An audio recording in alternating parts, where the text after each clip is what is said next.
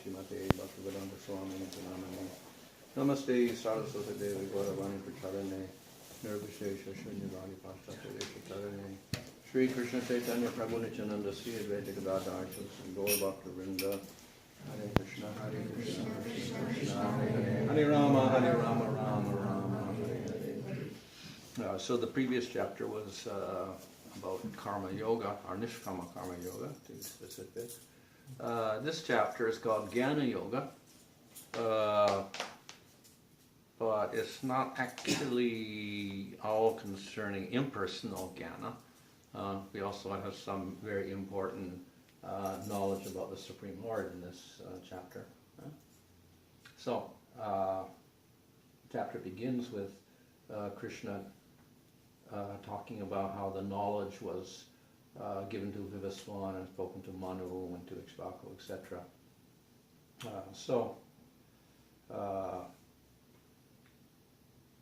Knowledge, of course, has a general meaning, that is, knowledge about everything, Supreme Lord, material energy, jiva, etc.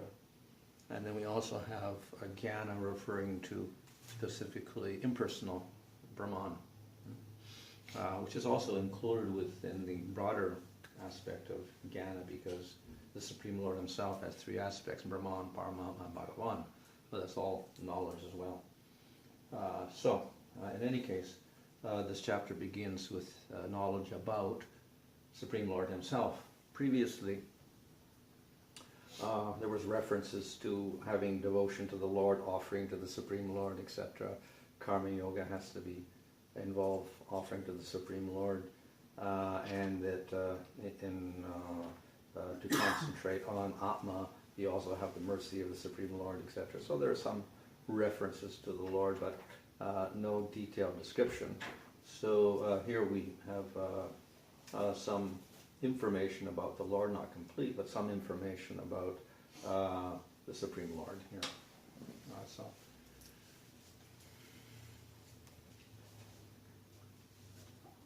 So this, for instance, the Lord's form. Form is important because from the impersonal point of view, the Supreme Brahman has no form, because a form is a limitation, and Brahman should have no limitation. So immediately we think of a form, we think it's so many inches across or whatever like that. So you speak of the Lord's form, well, Krishna's 5 feet tall or whatever, 5 feet 5 or 6 feet tall or whatever. Then we think, okay, it's a limitation again. So something spiritual shouldn't have a limitation, so therefore say no form. However, we do see that Krishna speaks about his form in Bhagavad Gita and Srimad Bhagavatam, so we can have a form. The main problem is how to keep it from being limited, that's all. So in answer to that, we can say that though the Lord has a specific form, it is not limited like material forms that we know, which do have a limitation. So it's quite different. When we talk about form of the Lord, we have to understand it is quite different, and it's not that Krishna is limited to a certain height or whatever from our point of view or our perception. So it's quite different when we talk about spiritual form. So, though I'm unborn, Lord of all entities, and have imperishable body and qualities, I appear in my own body by my own mercy to deliver the jivas. Of course, we know that Krishna is speaking to Arjuna on the battlefield of Kurukshetra, and he has a specific form there. So, from the materialistic point of view, we say, oh, that's a human form.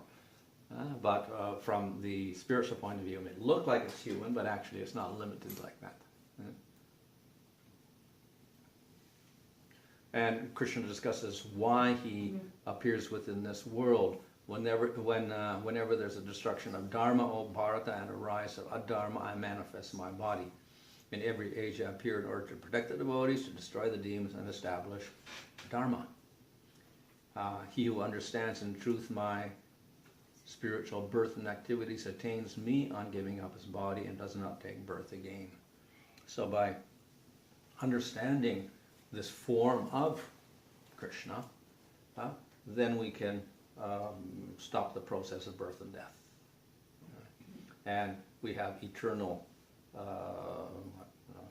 company of the Supreme Lord. Here it talks about Dharma and Adharma. So generally we talk about Dharma as being like Artha, Dharma, Kama, Moksha, rules of Varnashram and pious activities, etc. But we know that the Lord comes not only to re-establish the principles of Varnashram, but also to teach bhakti, as he's doing in Bhagavad Gita. So though Krishna talks about Dharma in the sense of Varnashram, he also speaks about Jnana, Astanga Yoga, and then finally bhakti. So when we speak about the Lord appearing to manifest Dharma again, it includes all of these different subject matters, not just the Varnashram system. So the Lord comes to teach bhakti as well. And particularly when he comes in the form of Krishna, we see that he teaches bhakti in Bhagavad Gita. And an important principle is also mentioned here at the beginning of this chapter. I respond to persons according to the manner and mood in which they surrender to me. O son of Pritha, all blessed men follow these various paths of worship of me, the one Lord. So, this can be taken in many ways, this particular statement, on a very spiritual level, or even on a lesser level, that if you want to worship me as material, I will respond materially. If you worship me for material benefits, I will give you material benefits. If you aspire for Brahman, then I can also give you liberation, and you can experience impersonal Brahman. And if you do bhakti and follow that process properly, then you can realize me. And if you realize one form of worship, Vishnu for instance, you can realize Vishnu. If you worship Ramchandra, you can realize Ramchandra. And if you worship Krishna, you can realize Krishna.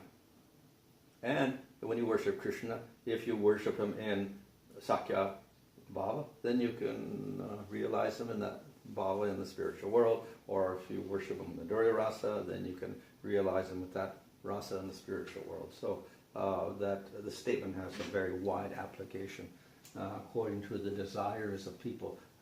Krishna responds to them differently. And if from the material aspect to the spiritual aspect as well. So here, Krishna is compared to a Vaidurya gem. So a Vaidurya gem is a gem which apparently we don't have nowadays, but it manifests different colors according to how the light reflects on it. So if you look at it in one light, it'll be green. You turn it a little bit different angle, it'll be red. And turn it at a different angle, it'll be blue like this, or yellow, or whatever like that. So in other words, one gem manifests many colors. That's the Vaidurya gem. So Krishna is one, but he can also manifest different forms, like Ramchandra or Nrsimhadev or Krishna. He's the one form, but manifesting effortlessly many different features and different forms. And devotees are attracted to different features of the Lord, so therefore, and different forms of the Lord, so the Lord manifests those forms for those particular devotees according to their particular desire. So in this way, he's being very compassionate.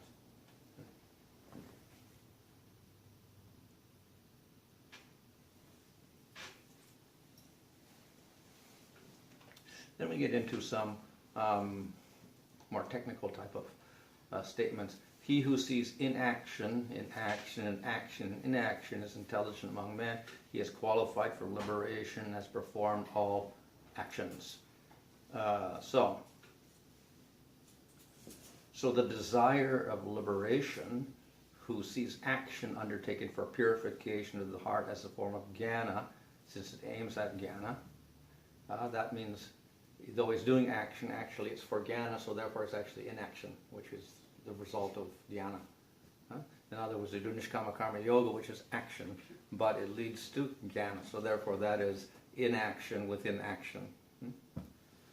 And who sees jnana as a form of action because action is the means to jnana.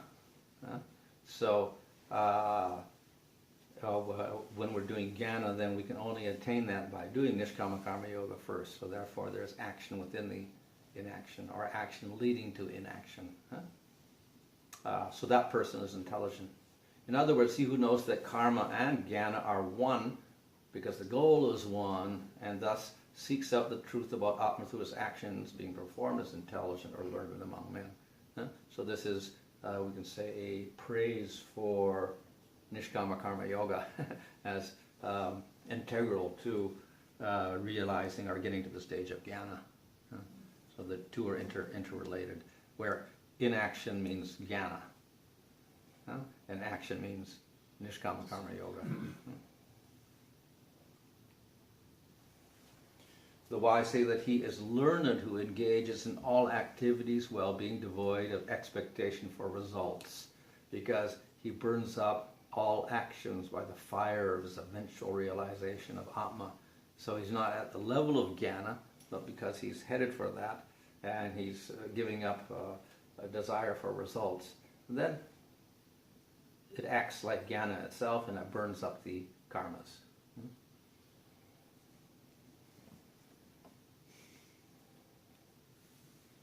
And there's a whole section about sacrifice. It's actually, we can say, a poetic device in which there's different oblations. Or we say in this particular example, there's a whole comparison of a sacrifice, and different objects are compared to Brahman. The oblation consists of Brahman. Oblation is the offering, like ghee. Brahman is the ladle, so you have a specific wooden spoon you offer the ghee with, so that is called Brahman. And then we have a fire, that is also Brahman. And we have a person offering the ghee with the spoon, he's also Brahman. And the goal of the person is also Brahman, since he's absorbed in actions of Brahman. So in other words, if a person has the goal of jnana, then all the actions are pervaded by that jnana. So that's the idea here. Everything is Brahman, so to speak.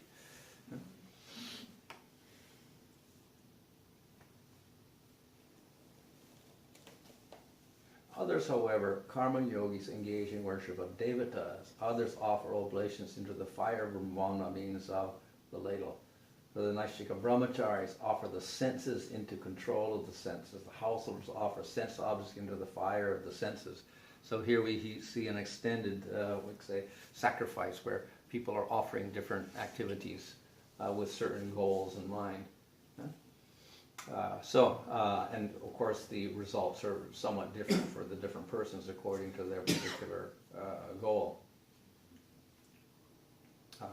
So having described how actions become jnana by having the quest for the Lord and the jiva as the goal, the Lord now speaks specifically of different types of karma yoga. So you can see there's maybe lesser visions where everything is not the goal of jnana. For instance, the worship of devatas. They're not aiming at liberation or jnana. So, in other words, we can speak of them all as sacrifices, because they're putting forth effort to get a certain goal.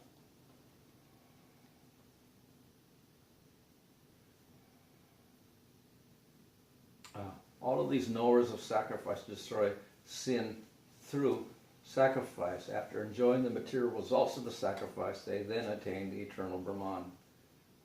So these are stages leading up to Nishkama Karma Yoga and then to Brahman. So in that sense, we can say they lead to perfection. So that's, of course, if they lead in that direction. Okay. Thus, many types of sacrifice have been described in the Vedas. Know that they are all based on prescribed actions of body, mind, and words. Knowing and practicing this, you will be liberated. So all these things called sacrifice are actually actions. Whatever you're doing within karma yoga, and whatever the goal is, it's all action. So when the action is ultimately for the purpose of knowing Atma, then we can say that, and knowing the Lord, then it becomes sanctified and it's approved. Know that these sacrifices are all born from activities of the body, mind, and words, After understanding, that is, practicing these sacrifices described by the Vedas as means to attaining Atma and the Lord, and then seeing both Atma and Paramatma realization that arises from that practice, you'll be liberated from samsara. So here's everything becomes connected with spiritual life. But in spite of saying all these different things, then here is a very important verse because it talks about how to know the Lord. Know the Lord by surrender, questioning, and service. Pranipat, pariprashma, and seva. The seers of truth, the Gyanis, will teach you this knowledge. So this, of course, works for all these different yogas.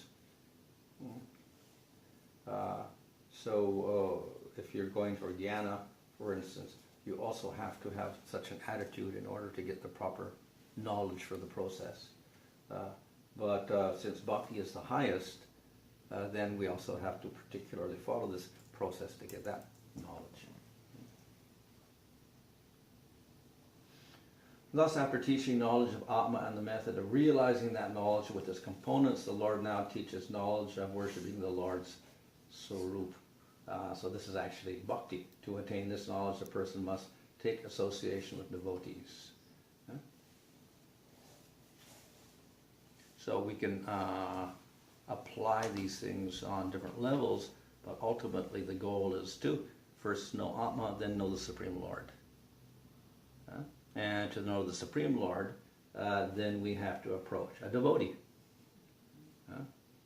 So not just a jnani in the sense of a knower of Brahman. We have to have a person who knows about the Supreme Lord.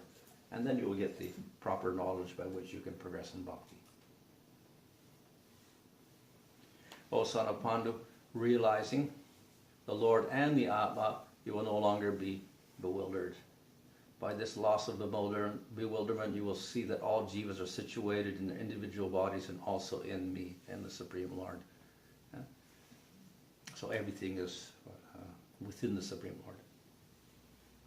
As a blazing fire burns to ashes all fuel wood, the fire of realizations turns to ashes all karma.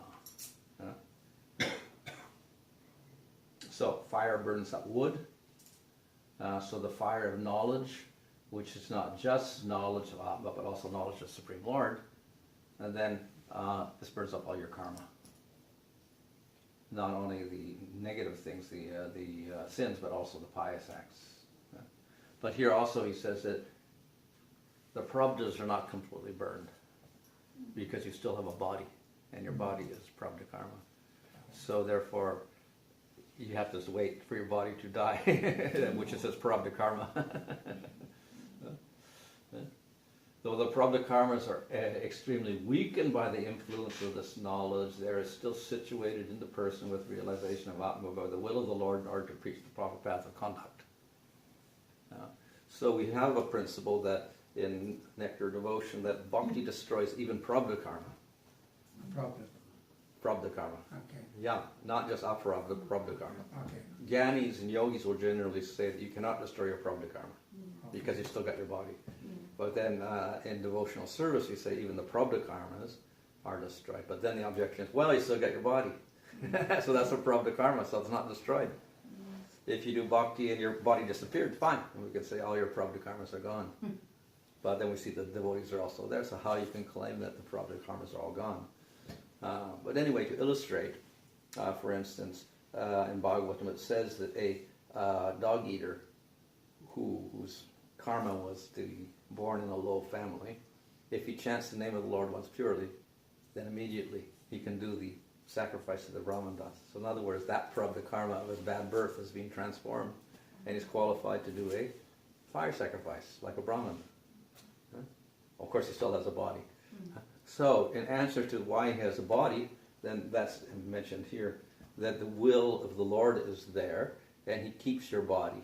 So in that sense, you still have prabda karma. But actually, it's not prabda karma because it's the will of the Lord. It's not under the force of karma. It's under the will of the Lord. And why does the Lord keep the body there? So that those devotees can preach. If everybody disappeared, there would be no preachers.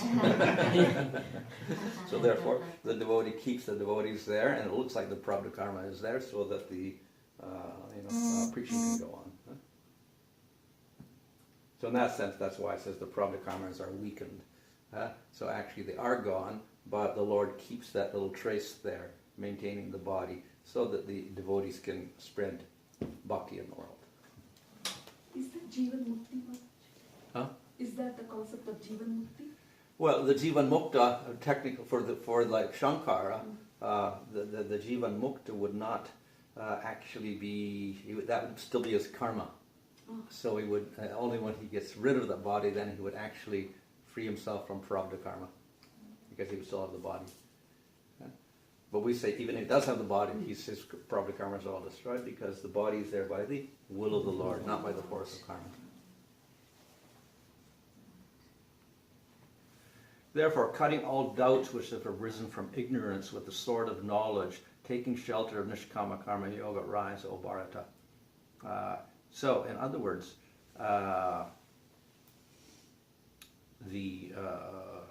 this chapter on knowledge is knowledge of Atma, but not only knowledge of Atma, but also knowledge of the Supreme Lord. And of course it also includes knowledge of Nishkama Karma Yoga, because that is what is glorified throughout the first 6 chapters of Bhagavad Gita. So,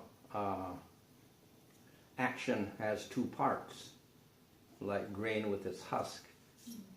As rice is superior to husk, jnana is superior to the gross part, which means the external activities or whatever like that. So the whole goal of Nishkama Karma Yoga is to understand Atma and then the Supreme Lord.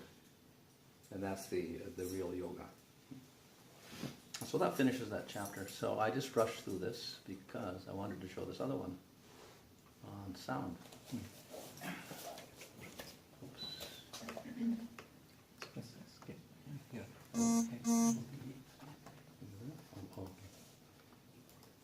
stick the other one in.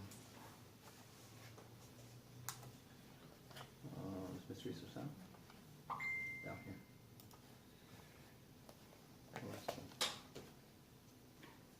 This one. That's, yeah, no one. Well, this is a presentation on sound. This one's not on here at all. No, it'll come here. Okay, fine. This is on sound in general. So, sound is a type of vibration or a frequency measured in our scale of, I think, vibrations per second or something like that, the hertz. But the vibration actually, of course, there's vibrations we can't even hear as well. And everything in this material world is vibrating. So in Newtonian physics, we have little molecules and atoms, etc. So the atoms are made up of electrons and protons and neutrons, and they're all moving. They all got some systematic type of vibration to them. And when the atoms get together, they form molecules. And the molecules also have some frequency of vibration, which is quite symmetrical or whatever. And we have some things like crystals. They vibrate very regularly in a very, very precise way. So that's why they put crystals in watches, because their vibration is very, very regular. So the whole world is, the matter is made up of vibrating things, you know. And then we have the whole body. So the body has also got vibrations to it. But when we have the body, we have different organs of the body. So they also vibrate at certain rates. And some of those rates are considered to be healthy when they're vibrating at a certain frequency, and then they become unhealthy if they're off that frequency. Yeah? So because of that, they have a whole science of vibratory medicine, where you detect your vibrations of your different organs, and you can see if they're healthy or not healthy. If they're unhealthy, then they somehow adjust your vibrations till they come back to the normal type of vibration like that. So this is in the body. There's just different types of vibrations of different organs of your body. So that's been developed, I think, in early 20th century. when Dr. Reif, he did some research on this, and he discovered this. He also made a little machine so that it could fix the frequencies of your body and cure your diseases that way. So it's he did quite a lot of work in that, and it can you treat asthma, colitis, diabetes, eczema, so many diseases, some of which modern science can't even treat. They don't even know how to treat some of these diseases, like eczema. Very difficult for them to do, but he had some way of using vibrations to cure. So that's another type of vibration body. Now your brain is also vibrating, and we have different waves. When you're waking, when you're in the alpha state, which is like a semi-sleep state or trance state, and you get deeper state called theta and a very deep state called delta. So all these actually are maybe the samadhi state, within the samadhi state, and this is the waking state. The specific frequencies of the waves in this. So by putting electrodes on your brain or something, whatever they do, they can figure out what state you're in. So the brain has waves. And also, we have specific waves. So your thoughts and your feelings can be recorded as waves, and they can be interpreted. So somebody can read your thoughts by looking at those waves. So they have instruments now to read your thoughts. And they have instruments also to replicate thoughts and put them back in your brain, so they can control your mind in one sense, or make you think certain things, think of certain images or something like that. So it's quite frightening in one sense, because they can control your mind this way with waves. So that's another thing, brain. The earth is also vibrating. This is called the Schumann resonance. 7.83 hertz. A particular vibration, which corresponds to the alpha frequency of the brain when you're in a very relaxed state. So there's some synchronization between the two waves, your meditative state and the earth vibration. So that's a very interesting phenomenon, that the earth is producing a nice restful spiritual state in your mind if it's in its proper order. So this is all around the earth, and it goes up to the ionosphere somehow, and it creates this vibration, this subtle vibration that goes on. So because of the earth is vibrating, therefore this state, that's its natural state. It can also be disturbed. So when it's in its natural state of 7.83 hertz or whatever, that would say it's its natural state, then that becomes very powerful to also affect the human being, because it synchronizes with our alpha state. So therefore we'll have places on earth which are considered very sacred, because they are spiritual, because they induce this type of relaxation and spiritual feeling in us. So around the world they have various spiritual sites, and even primitive peoples were aware of these things, so they erected monuments in different places like Stonehenge and other places throughout Europe. And of course in India we have the famous tirthas everywhere. And that's probably because that they could detect this very restful state, a spiritual state of the earth in those places. So around the earth we have we have sacred spots, etc., because of that. So earth is not just a blob of matter. It's also got some spiritual significance to its formation. Now we have musical vibration. So music is very powerful, and we find all cultures have some sort of music. And the music actually is specific vibrations of certain frequencies, And they're all mathematically related to each other. You can actually, there's a little formula you can use to derive the next note on these things, because they're mathematically related to each other. So, and so these frequencies also have certain powers attached to them. In Indian music, we have the sa, re, ga, etc. And if you look in classical music, when they talk about sa and re and ga, etc., they relate it to sounds in nature. Like one is the call of the elephant, one is the call of the cuckoo. I think fifth note is the cuckoo's note, like this. So each has a specific thing in nature, a sound of a certain animal or a bird in nature. So it's related to the vibrational rate here. So, and some people have related these to the chakras also, that certain frequencies stimulate the chakras. So we have 396 at the first chakra, the Muladhara chakra, and 417 at the second chakra, and 528 at the third chakra, like this. So these will stimulate a particular chakra to vibrate at the proper rate. And we know that if the chakras are not vibrating at the proper rate, then you start getting diseases also. Okay? If they may be vibrating too fast or too slow. The chakras actually have, not such a clear thing, but anyway, chakra actually means a wheel. Okay? Chakra. So some people say when they see the chakras that they're actually revolving like wheels. So the frequency is like turning so many times per second or whatever like that. If it goes too fast, then it's not proper. If it goes too slow, not proper.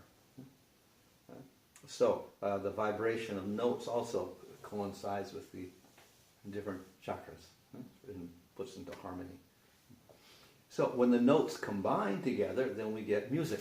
We get different tunes, etc. And this music is very, very powerful. The selection of notes.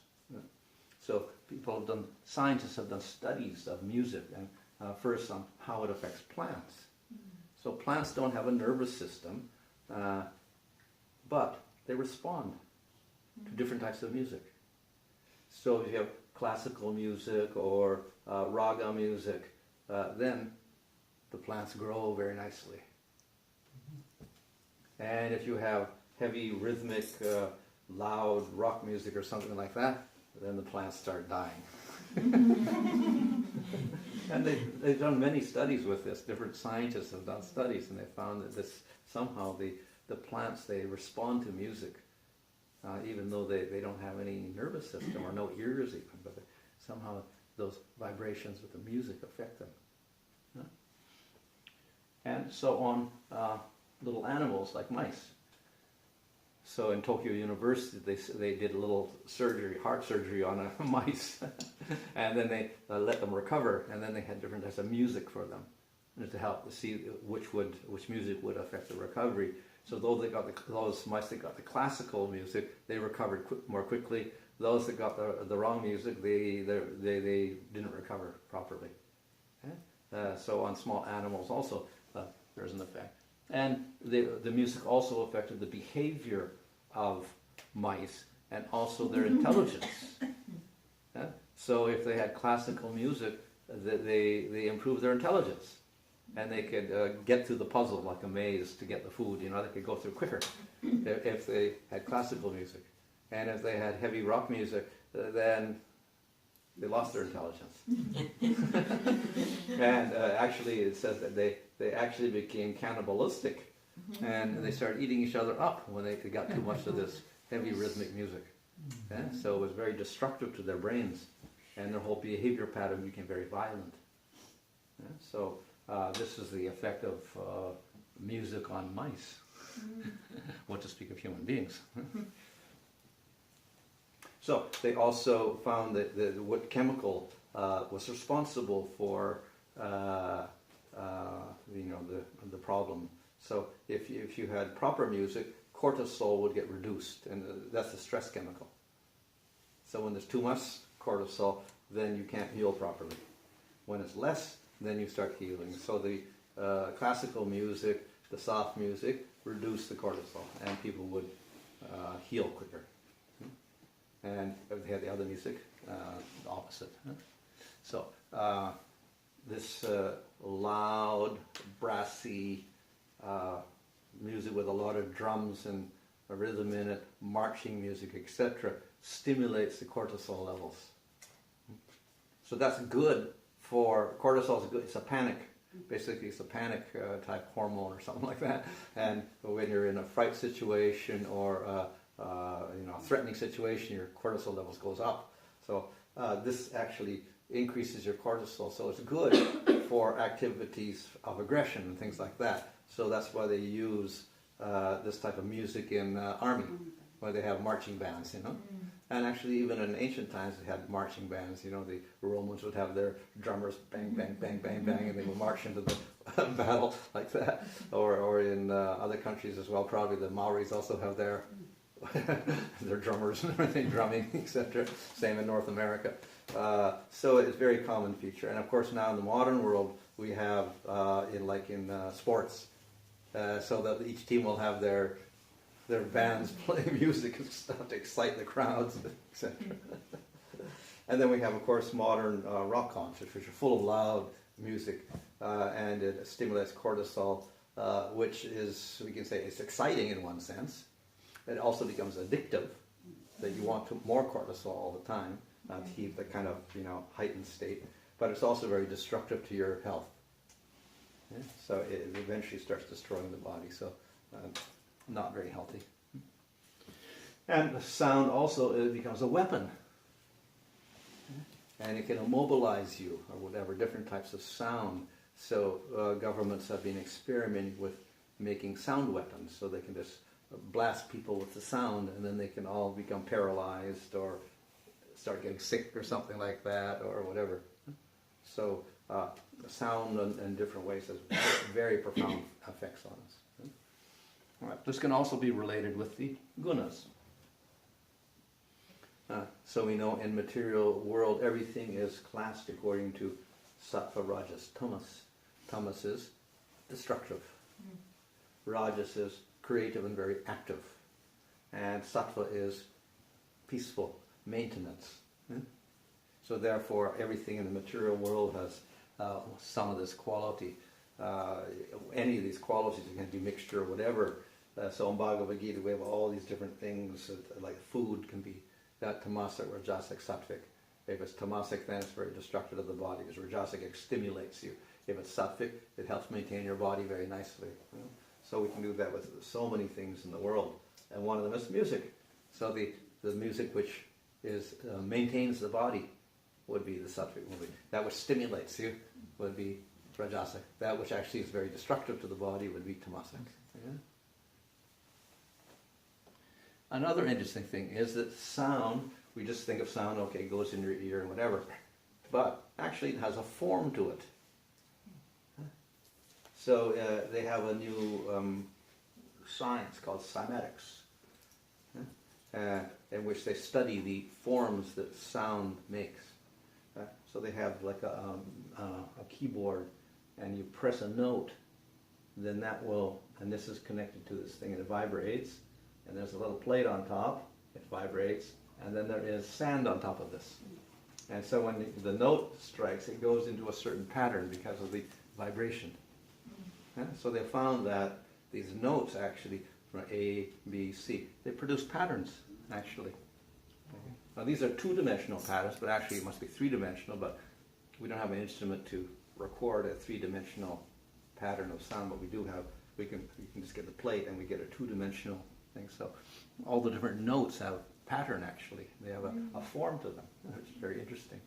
And that can be recorded on sand, but even on water, I think. I think these ones are water.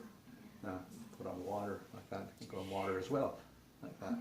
So then we have sound in Vedic system. Sound is, of course, mantra, but then yantra is a form of the mantra.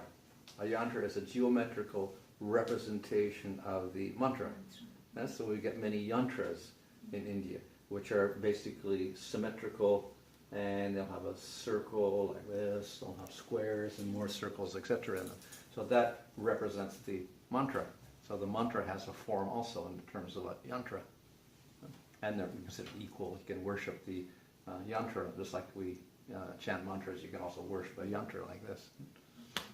And this, of course, also represents the universe. So mantra is sound, and it has a form like this, and this form also represents universe, so sound is the universe as well. And so we have various things. And if we look at the universe also is very geometrical. This is just a galaxy, of course. But a galaxy is formed according to geometric principles. So there's a formula behind everything, from the whole universe down to the seashell or the pine cone or the sunflower seeds or whatever. They all follow this very symmetrical geometric pattern. So everything is related to symmetry in the universe. And we see sound as very symmetrical in patterns as well. And in music we find that we have ragas, which are a selection of notes which you then combine to make a certain melodies and whatever. And that particular selection of notes has a certain mood in it. So you can depict like a summer for spring, summer for monsoon season or whatever. So the monsoon raga will stimulate the rainy season in your mind or something like that. Or there's a Deepak raga, which represents heat, summer heat. Or we have other ragas, different times of the day, for early morning and noontime, afternoon and evening. Like that. So, but each raga has a form. Now, of course, it has note form, a different selection of notes, but it also has a particular form which is described in the Sanskrit verse. There's a person there who is the raga. So there's a little verse to describe that person. Maybe a man or a woman. They may be blackish in complexion or golden in complexion. They may be sitting down or standing up. They may be holding a weapon in their hand or a lotus or something like that. So we have various descriptions of ragas with form, and it's actually a person. This is the Hindola raga. And a Hindola is a swing. So we have Radha and Krishna on a swing. That's the form of the raga. Radha Krishna on a swing. So one important use of sound is words, because words convey information to us, which we can then analyze with our mind and our intellect, etc. For the scientist, sound is vibration again in the airwaves. And it hits the eardrum, which vibrates, and then that stimulates some nerves or something like that, and then eventually our brain says, "Oh, this is a particular sound." So that's a modern scientific explanation of sound. However, the Vedic definition is a little different, because the Vedas don't even consider this as an organ, and this is not the organ. The organ actually is very subtle, and it goes with you out of your body when you die. So it is something else here, something else here. So when you die, those sense organs go with you and in your subtle body. So you can perceive things when you're with Yamaraj also, even though you don't have their senses here. And when you get your next body, those subtle senses again come into that new body and overlap with these senses here, the gross senses. So we have another set of subtle senses also. And besides that, then we have spiritual ear. And so for spiritual sound as well. So we got 3 levels there. 3 levels of sound. So this is the gross level, the one we're used to. So according to the Vedic definition, the sound, it travels through ether. It's the element that goes with sound is ether, which is kind of an unknown type of element. We don't know about that. Now, of course, all the elements are not quite what we think they are, because even the earth element and the water element are quite different from what we see as earth and water and fire, a little bit different. We are seeing a mixture of the elements, actually. So they're a little bit different. And in the Bhagavatam, sound is that which conveys the idea of an object. So it actually has meaning to it. A specific meaning. Sound has a specific meaning, and that's carried through the ether, which is not actually this air, it's something else. So someone just pointed out to me that scientists also say now that what we call space, outer space, actually is not space. It's not a vacuum. There is something there. It's called plasma, which makes up 99% of the universe. So there is a something within that space which we call nothing out there in space, It's full of this plasma. And therefore, that can vibrate, and then you can get waves. So they say in the very beginning of the universe there were waves of sound coming out because of the plasma, not because of airwaves, because that didn't exist at that point in time. So then we have spiritual sound, which is even more important to us. And these are the Vedas. The Vedas are spiritual sound, arising from Vishnu and non-different from Vishnu. And that spiritual sound is a little mysterious also, because the Vedas actually can concentrate all that sound into one little syllable called Om. Om is the Vedas. But the Vedas are, huge volumes of books, but actually it can all be condensed into one little syllable, Om. That's everything. And it's also Vishnu, represents Vishnu. Like that. Oops. Yeah. So all the Vedas into Om, and it's equal to Vishnu. So there are many verses in the Upanishads glorifying the syllable Om as being the essence of the Vedas. And actually, we say that yes, that's the seed of the Vedas, and it is also Vishnu. So therefore the whole purport of the Vedas is Supreme Lord Bhagavan Vishnu. So it's not impersonal Brahman, it's actually Vishnu, Om. And sound is involved in creation. Of course we know that Mahavishnu is lying in the Karna ocean, and he glances over Prakriti, and then it starts transforming into Mahatattva, and all the elements, they form into universes like this. And then Mahavishnu goes into each universe, Skarbalaksha Vishnu, and then Brahma sprouts from his navel, and then Brahma takes all the elements and makes planetary systems and bodies for the living entities. And then at a certain point, Mahavishnu decides to winds everything up, so everything starts dissolving, and it merges back into Mahavishnu again. And then again, it comes out of him, goes back, and so it's expanding and then contracting all the universes into Mahavishnu. And he's breathing in and out like this. And along with that, we have sound. And we see when in the Brahma Samhita that Brahma could not create anything. He didn't know how to create. But then he heard the sound of Krishna's flute. And that came out of his mouth as the Gayatri mantra. Then after he got the Gayatri mantra, he uttered the Gayatri mantra, then he had the power to create. So somehow or other, the Gayatri mantra had full knowledge of creation in it. So that sound of the mantra allowed him to carry out the creation. So he says, I've bestowed all my powers on you. You now possess the necessary powers for creation. O Brahma, now create the bodies for the living entities of this universe. So it came out of the Gayatri mantra, the creative power. So even science in the modern world also says that sound was also significant. Sound waves that rang out in the early universe sculpted the structure, the best measurements, yet their imprint on galaxies is a boon to dark energy studies. About 30,000 years after the Big Bang, matter collapsed around dense seeds of dark matter. Outward pressure from photons caused the collapsing matter to rebound, creating acoustic waves, sound waves. Yeah? Like ripples in a pond, I guess. Yeah? So now they're measuring the ripple, and by the measuring the ripple, they can figure out when it happened or something like that. I think it's 500 million light years is the the wave, the up and down of the wave of the ripple of the sound or something like that.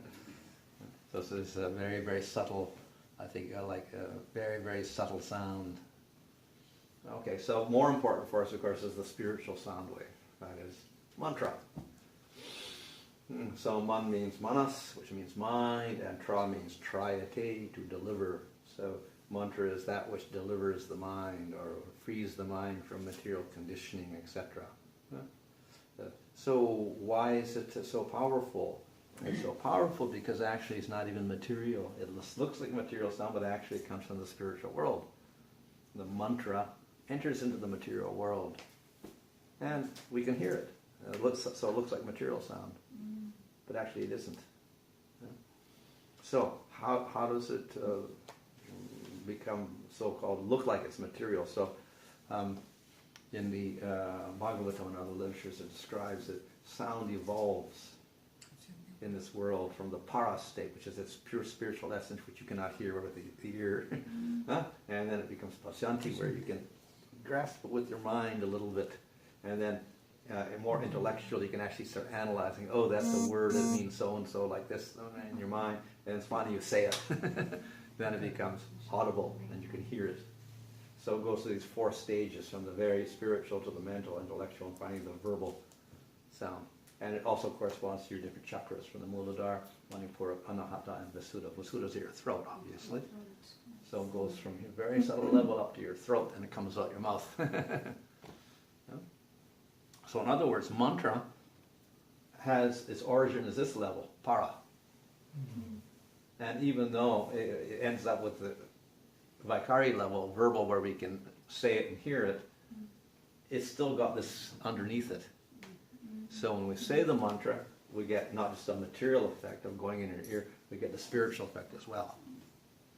Yeah? So that's why it's a very special sound, mantra. And it's got that para, spiritual essence in it, even though we can hear it with the material ear, like that. Yeah? So therefore, when we chant mantras or hear mantras, actually something very different is happening to us. It's not just going in the ear, it's actually doing something else. It's actually getting down to the Atma. Because it goes past the ear, past the mind, and it affects the spiritual level. That is the Atma. So the para is influencing Atma. That's what's happening. So we get a spiritual effect from mantra. So it's from the spiritual world, and we can hear it, goes back, it affects the Atma, and then because we become spiritualized, we can enter into the spiritual world. So it's our connection with spiritual world, the mantra. So we can actually measure material effects of mantra. We cannot measure the spiritual effects because there's no instruments for it. No way we can detect it. We can't even detect the Atma or Supreme Lord. So there's no way of measuring, how it affects the Atma or the Lord or whatever. But we can measure how mantra will affect physical body, or material things, and the mind. Okay? So many scientific studies have been done. This is some of the studies here. So they used Sanskrit mantras and Gayatri mantra, and they chanted those mantras and to see the effect on the body. And they found it actually affected the DNA. That the DNA, which is all tangled up, began to untangle itself, and if it's untangled, then your cells are in better health. Wow. So they found a physical effect, a gross physical effect of mantra upon DNA. And so very interesting. So it's not the only study. Many other studies have been done in this direction as well. Then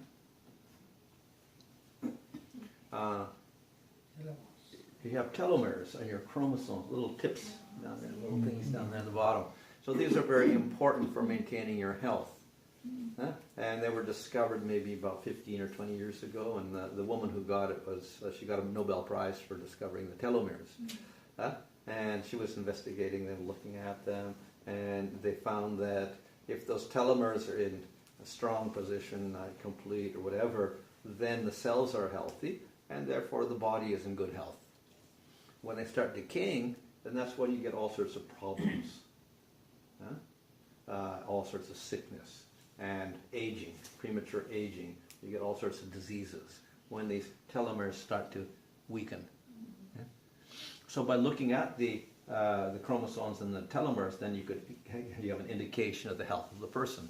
If the telomeres are strong, then the person should be healthy. If they're weak, then they'll be not in good health, like that. So then next question was, well, how can we repair the telomeres if they're in a weakened condition so that you can come back to good health and prevent aging? So they tried different things. They tried soft music, relaxing music, because we saw that had a good effect. And yes, it did.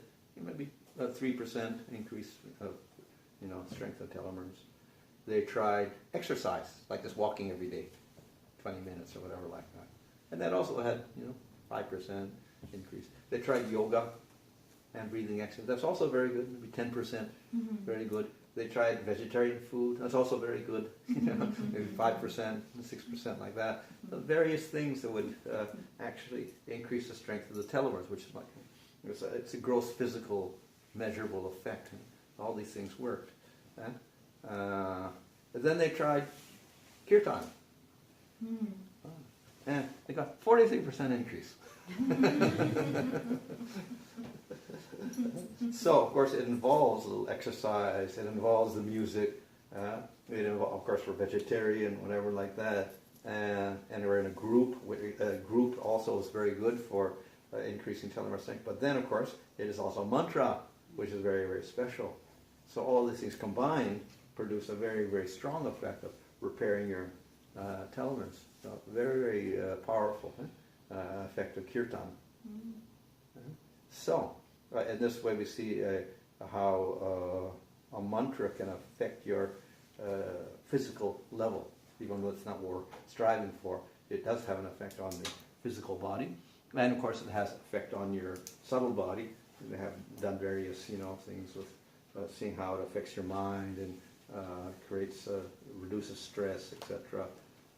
And they have many experiments like that as well. But what we're most interested in is the spiritual effect. So, of all the different mantras, then chanting the name of the Lord is considered the most powerful. So the name is non-different from Supreme Lord. So we say the name Krishna, non-different from Krishna. We say the name Nrsimhadev is non-different from Nrsimhadev. The name Vishnu is non-different from Vishnu. So, by chanting the mantra, we can realize the form of the Lord. And we see that even in the material world, sounds have forms, ragas have forms. So that's material, of course. So it's not surprising if we have para sound, spiritual sound, then we can realize spiritual form. Why not? So these spiritual forms are there. And the name Krishna, the sound Krishna, becomes the form Krishna eventually. If we chant it enough. So very, very powerful process, this chanting the name of the Lord. Of course, we don't just chant Krishna's name, we also chant Radha's name as well. So we have Radha and Krishna as well.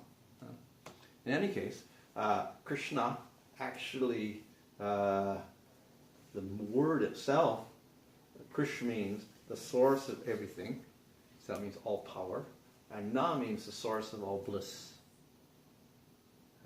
So Krishna, the form Krishna is the most powerful being and also the most blissful being, the most blissful form of God. That is what Krishna is. So if we chant the name Krishna, you can realize the highest bliss, the highest form of God. We also chant the name Rama. Rama means the giver of bliss. Rama Yaki means one who makes one blissful or gives one pleasure. So Rama means the giver of bliss. And Hare refers to Radha, and Radha again is the Hladini Shakti, the bliss Shakti of Krishna. So we have three words representing bliss. So if we chant the name of Krishna and the name of Rama and Hare Hara, then we can get to the highest level of bliss. That's spiritual bliss, not material bliss. In any case, the mantra can have effect on the body, and you can have a blissful body by repairing your telomeres or whatever. It can satisfy your mind, and of course then the Atma can develop highest bliss. So on all levels, the mantra can act. And finally, by acting on Atma, on the Jiva, then we can also develop spiritual form and end up in the spiritual world, beyond birth and death. So that's the power of mantra, the power of sound. Okay. Any question there? Maharaj, what is the object of worshipping Krishna and his plenary portions? And what effects will have on the spiritual advancement? Well, you can have all effects, material effects if you want them. Yeah. But then you can have liberation or mukti, Okay. that is this impersonal Brahman realization, or you can get prema. Is there any difference in worshipping Krishna's or Krishna's plenary portions? Oh, like well, Narasimhadev, yeah, like Lord Balaji, yeah. or... It's all prema, so it's all blissful, okay. but then the bliss is a little different in each one, because our relationship is a little different, and Okay. the form, of course, is different. Rama has a particular form, so Yes. he's like the king, and he has everyone is dasya. They're all servants, and they're respecting him as the king. But it's also a little sweet because he's very human-like. Nrsimhadeva's got a lion form, so a little more ferocious form. Yes. So the relationship there again is very a servant again. With Krishna, you have options. Okay. You can be the servant and just Yeah. worship him and Yeah. like that, or you can be friend, Yeah. like cowherd boy's friend, Sri Dama and Sudama. Or you can be like parent of Krishna, like Yasoda and Nanda, and treat Krishna as your child. Or you can be like the gopis. So these are the different rasas. Dasya rasa, Sakya rasa, Vatsalya rasa, or Madhurya rasa. So those options are there with Krishna, not with Vishnu or Okay. Rama. It's all Dasya.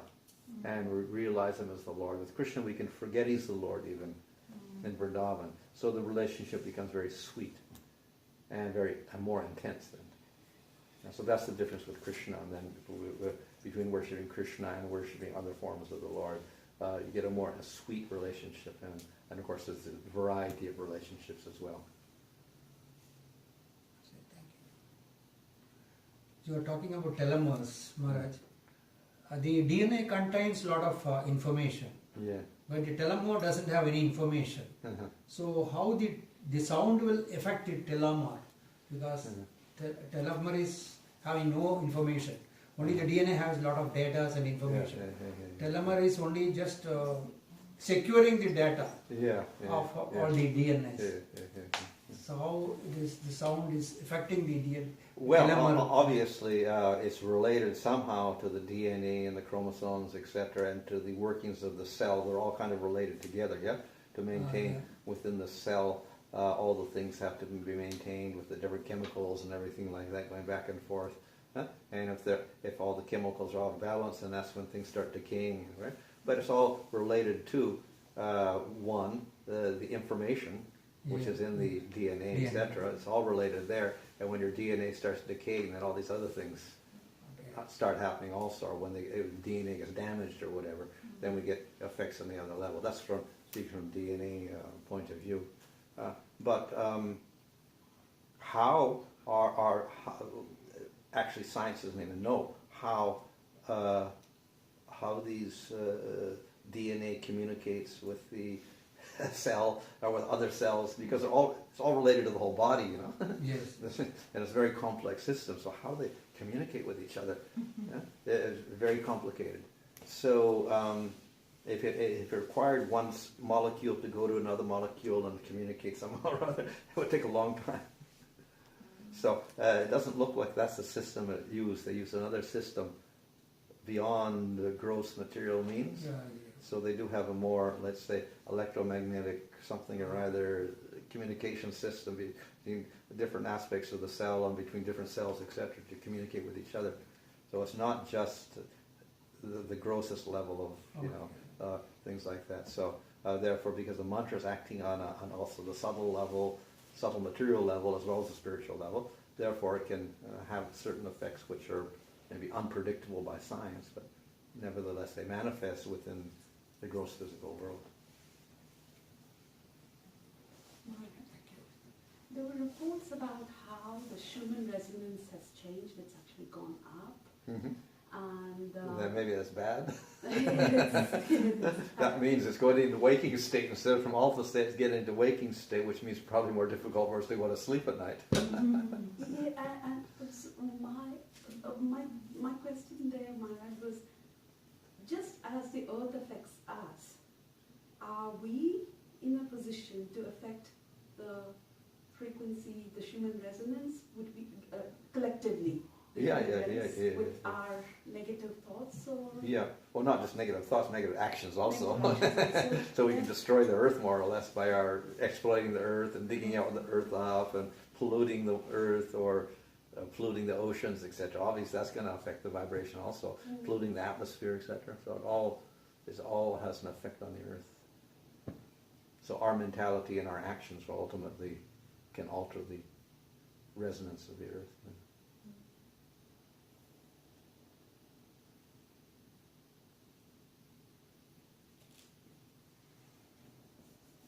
Well, this research is conducted about the Earth.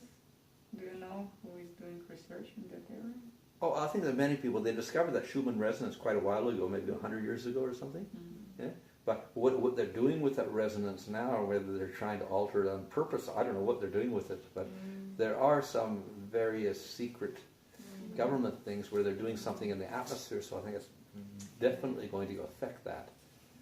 Because you saw that it goes up to the ionosphere, actually the sun, but they're doing something with the ionosphere to control the weather or something, so that's going to affect all of this.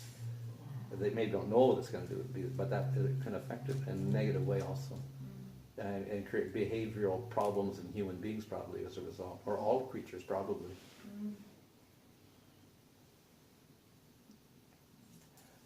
Recently, a devotee commented that Earth is producing grains and vegetables.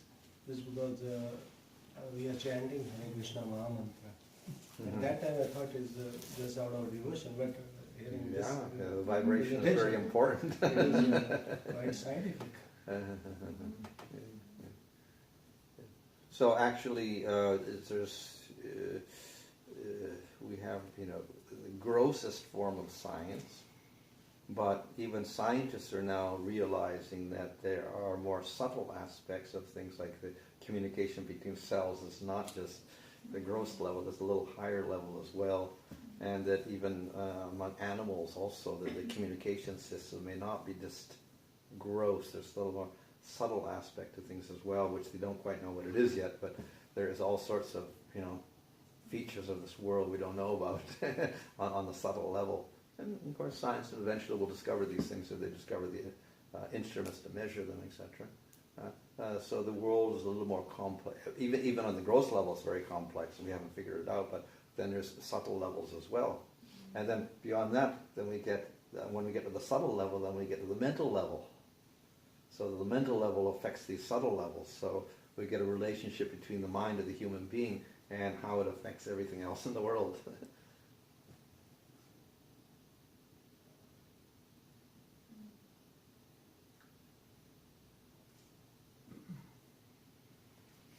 Okay. Hare Krishna. Bhanu Maharaj ki